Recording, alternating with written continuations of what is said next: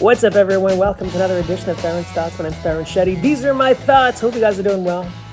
Happy weekend, everyone. It's a lovely, bright day here in Florida.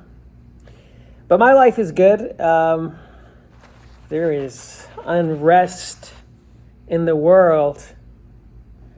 Are people married who watch this? I get the consensus that people are generally in relationships. I'm living on my own planet here in Florida, but I was reading, I've been meaning to talk about this stuff for a while anyways, about Tom Brady's divorce with Giselle. Anybody following that? I mean, I was going to talk about relationships at some point anyway, so might as well be now. So Tom Brady, I'm from New England, so Tom Brady is a god in New England. I mean, he just is. The guy, was it 6 championships? 7? I don't know. He married Giselle. This is the backstory if you're not following this. And Giselle is like this billionaire supermodel. I might be exaggerating that, but she does very well. So he married someone on his level, right? A top model marrying a top athlete, which I think is really the only way you can marry if you're famous with money. You've got to find someone on an equal footing because there's always that chance you marry below status level. I'm not talking about as a person, but just someone who has less money, income than you. Then you run the risk of divorce, losing tons of money, assets, who knows? So it's always nice when there's like a level playing field. I mean, it works both ways, guys and girls. Like, guys can lose money to their wife who leaves them, and chicks can lose money to their broke loser husband, right? So it works both ways. So I always thought this was a great relationship, like Tom Brady's marrying this model and they're happy. And of course, 13 years go by and there is unrest. As a comedian, I know a lot of my comedian friends, they struggle in their marriages because they're always on the road traveling. And Tom Brady, I can just imagine he's like the best quarterback, or used to be one of the best quarterbacks in the league.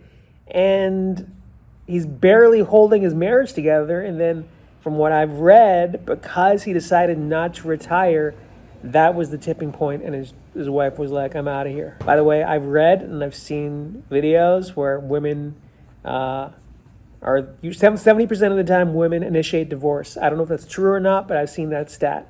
Women are usually the ones who want to call it. I think from what I read in this case, Giselle pulled the trigger on this. So, man, Tom Brady is up for a rough football season. I mean, the Buccaneers sucked this year. I think they're 3-5. Now he's got this huge divorce. And my question is, was this an inevitable train wreck from the get-go? Is marriage between two famous people, one is a model, I think she still works, one is a football player.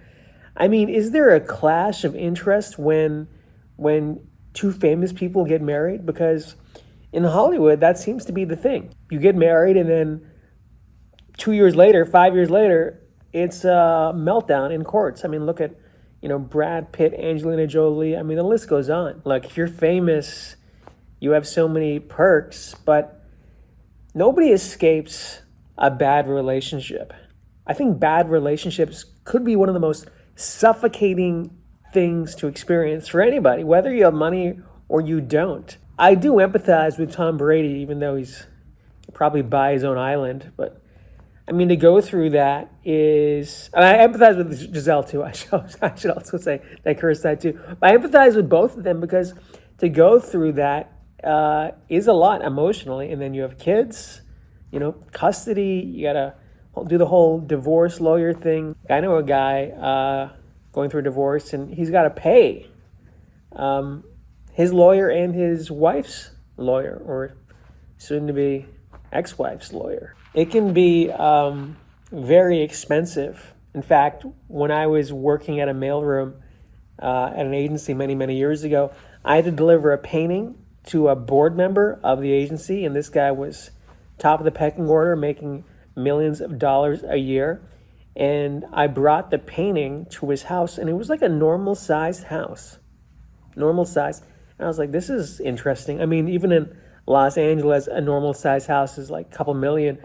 But for his level, I was like, this is way below standard. And I asked a friend of mine, I was like, why does this guy live in this, normal house that anybody can buy? And he was like, well, he's had 2 divorces. And I was like, oh, it makes sense. Like, this guy's lost a lot of his money to ex-wives. So you got to be careful. You got to be careful, like, who you pick. I feel like it's almost better to be alone than feel alone in a bad relationship. And again, I'm not professing relationship advice, just this is what I see in general, like famous people especially. They've got to be really aware because their schedules are not normal, right? In fact, I was reading about, I don't know why I read about this stuff, Jason Sudeikis and Olivia Wilde, how these 2 people were, A-list stars. And I think she left him for like Harry Styles and like Jason Sudeikis had like a meltdown. I mean, how do you, you just read about these situations. You're like, man, nobody gets out alive, right? I'm sure there are some amazing relationships out there. Look, my parents were married for 50 plus years, but they got an arranged marriage.